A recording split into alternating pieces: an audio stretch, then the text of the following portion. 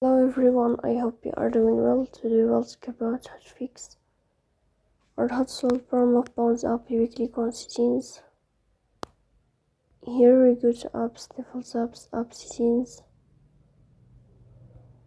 On above here we search about Pawns.App and we click. In this page of app info we click on first app and we click OK. Here you will enter to the window of storage. Then here we click on clear cache.